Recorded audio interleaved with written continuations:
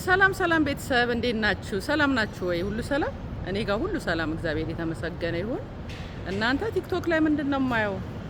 አንዷ በጓደኞቿ የተገደለችውን ቆንጅዬ ወጣት አይቼ ውስጤ በጣም ተሰበረ፣ ውስጤ በጣም አዘነ ማለት ነው። እና ብዙ ጊዜ እኛ አበሾች አበሻ ምቀኛ ነው፣ አበሻ ይቀናል፣ አበሻ እንደዚህ ነው እንላለን።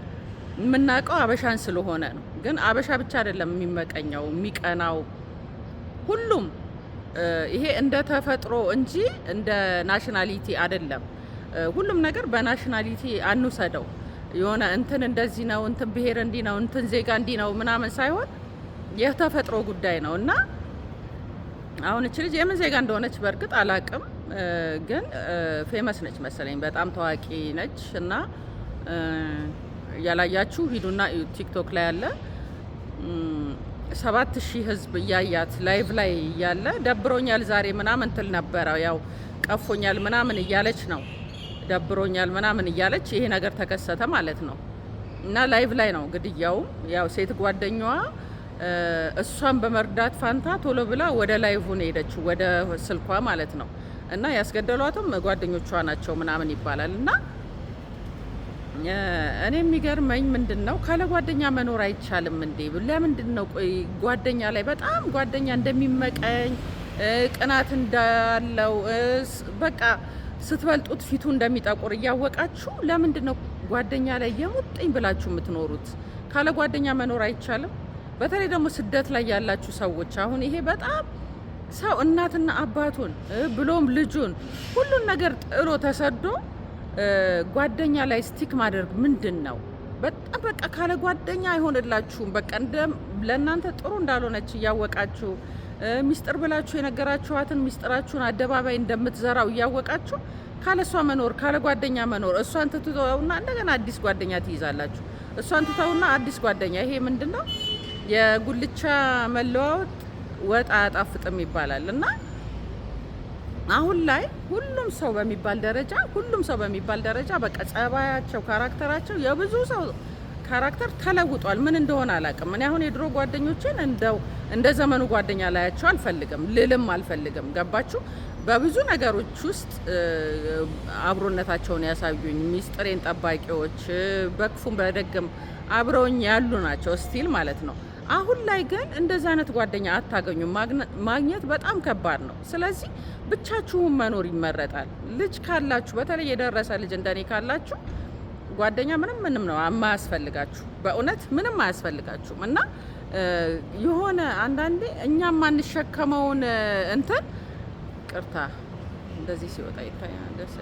እኛም ማንችለው ሚስጥር ጓደኛችን እንድትችልልን ማድረግም ተገቢ አይደለም።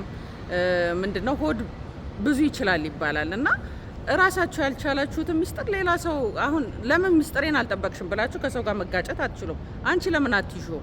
አንቺ ለምን አልያሹም ሚስጥርሽን? አያችሁ፣ ምንም ለመጣላትም እንትን ለማለትም ምንም በቃ ሴንስ አይሰጥም። እና እናንተ ናችሁ ራሳችሁ ጋር ማቆየት ያለባችሁ። ከቻላችሁ የደረሰ ልጅ ካላችሁ እንደኔ ልጃችሁን ጓደኛ ማድረግ፣ ባላችሁን ጓደኛ ማድረግ፣ ከባላችሁ ጋር ጥሩ አይነት የጓደኝነት መንፈስ ማዳበር። እናቶችን እንኳን ተዋቸው። እናቶች ተጨንቀው ያጨናንቋቸዋል። እነሱን የልብ ጓደኛ ማድረግ ያው ጭንቀት መፍጠር ነው እናቶች ላይ። እና ችግር ምናምን ሲያጋጥማችሁ ለሰው ማዋየት ያለባችሁ ነገር ካለ ለልጅ ለባላችሁ፣ አልፎ ተርፎ ደግሞ ለእህቶቻችሁ እህቶች ካላችሁ እንጂ አልፋችሁ ተርፋችሁ ለጓደኛ አያስፈልግም። ጓደኛ ማለት በእውነት እንግዲህ እያያችሁ ነው። ተበለጥም ብለው ነው እቺን ወጣት የ23 ዓመት ነች አይደል? 23 ዓመቷ ተቀጠፈች። በጣም ተወዳጅ ሴት ነች። እኔ እንዳልኳችሁ ብዙዎቹን ማቃቸው ልክ እንደ ቀነኒ ከሞቱ በኋላ ነው። እቺንም አሁን እኔ በህይወት እያለች አላቃትም ነበር።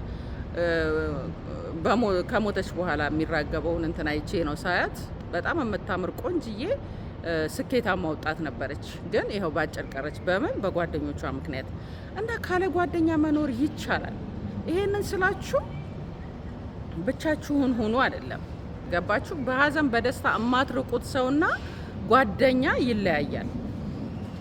ብቻችሁን ሀዘንም ደስታ ለብቻ ደስ አይልም። አሁን ሁሉ ተሟልቶላችሁ ሁሉ ነገር እያለ በጣም ኢንጆይ የምታረጉበት ቦታ ላይ ብቻችሁን መሆን ይደብራል።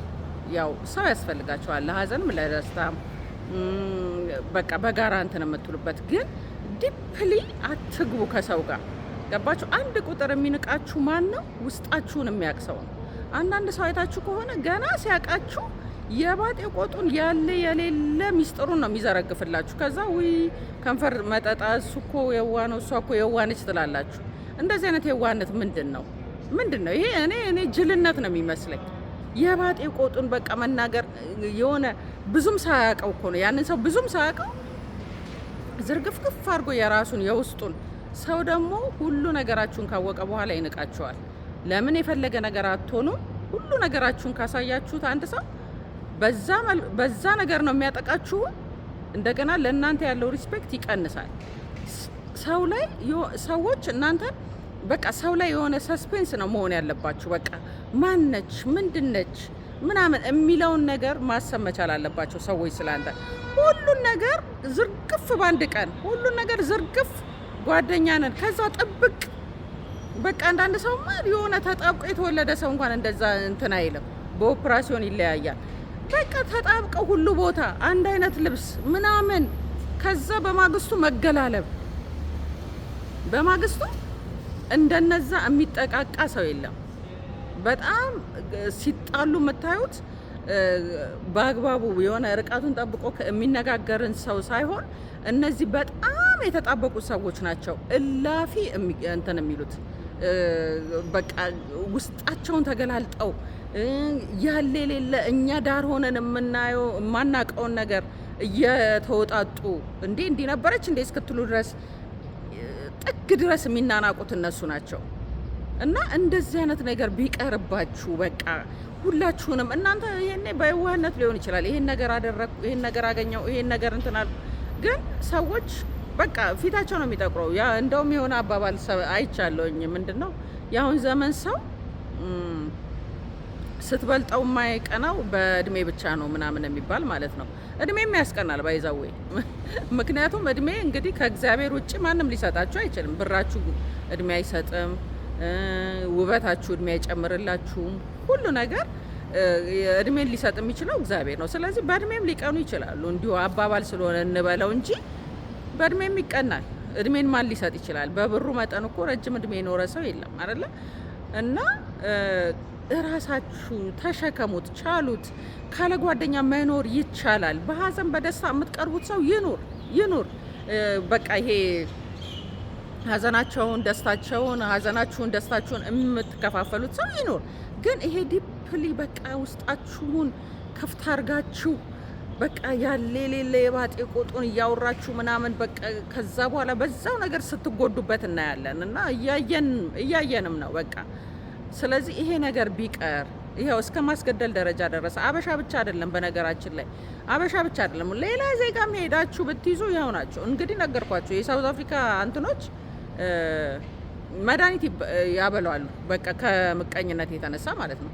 እንደውም በትንሹ በቃ እንደዚህች ልጅ እንኳን ይሄን ያህል ነገር ባይኖራችሁ እንኳን የሆነ እሱ ቤት የሌለው ነገር እናንተ ቤት ካለ መድኃኒት ያበላሉ። የሳውዝ አፍሪካ ሰዎችም በጣም ቅናተኞች ናቸው። ለባሎቻቸው ያበላሉ። ሌላ ያፈቀረ ምናምን ሲመስላቸው ይሄ ጠንቋይ ነው የሚባለው፣ ሰንጎማ ምናምን ነው የሚባለው እዚህ ሀገር ማለት ነው። እዛ ሄደው መድኃኒት አሰርተው ያበሏቸዋል። ሺህ ጊዜ ይሄ ተፋቶ እንደ አንዳንድ ባልና ሚስቶች ማለት ነው ከተፋቱ በኋላ የሳውዝ አፍሪካ ሰዎች ቢሞቱ አብረው አይበሉም አይጠጡ። በቃ እንደዚህ መድኃኒት ታበላኛለች፣ ሙቲ ነው የሚባለው እዚህ ሀገር እና እሱን ታበላኛለች በሚል ቢሞት አብረው አይበሉም አይጠጡም። በቃ ይሄ ሰላማዊ ግንኙነት ምናምን የለም። ሀይ ምናምን ሊባባሉ ይችላሉ፣ ግን አብረው አይበሉም፣ አብረው አይጠጡም። ልጆቻቸውንም ሲያገኙ ምንም ሲሉ ሬስቶራንት ይበሉ ከሆነ አላውቅም እንጂ እንደዚህ እንትን አይሉም። ለምን? መድኃኒት መበላላት አለ፣ ያበሏቸዋል። የበለጠች ከመሰለቻቸው በቢዝነስም በምንም የበለጠች ከመሰለቻቸው ጓደኛዋን እንደዛው መድኃኒት ያበላሉ። እና አበሻ ብቻ አይደለም ልላችሁ ፈልጌ ነው፣ ሁሉም ዜጋ እንደዛ ነው። ስለዚህ ዋናው ትልቁ እንትን አማራጭ ምንድን ነው? ራስን ችሎ መኖር። ካለ ጓደኛ መኖር ይቻላል። ሚስጥራችሁን ጠብቁ። በቃ ዝም ብላችሁ ይሄ በቃ እንትን እንዳለ ሰው ዝም ብላችሁ ዝቅዝቅ አድርጋችሁ ውስጣችሁን አታውሩ። በቃ ሆድ ብዙ ነገር ይችላል። ሆድ ከሀገር ይሰፋል ይባል የለ እንዴ? በውስጣችሁ የመያዝ ነገር ይኖራችሁ። ወይ ትናቁበታላችሁ ወይ ደግሞ ጠላት ታተርፉበታላችሁ። ይሄ ዝም ብላችሁ የምታወሩት ነገር ገባችሁ? ዝም ብላችሁ ስታወሩ የሆነ ችግረኞች ከሆናችሁ ወይ ደግሞ ምንም የማይቀናባችሁ ከሆነ ንቀትን ታተርፋላችሁ። የሚቀናባችሁ ከሆነና ብዙ ነገር ካላችሁ ደግሞ ጠላት ታተርፋላችሁ። ስለዚህ ሁሉን የሚችለው ነገር በሆዳችሁ፣ ሆድ ብዙ ይችላል ተብሏል እና በሆዳችሁ ያዙ። በቃ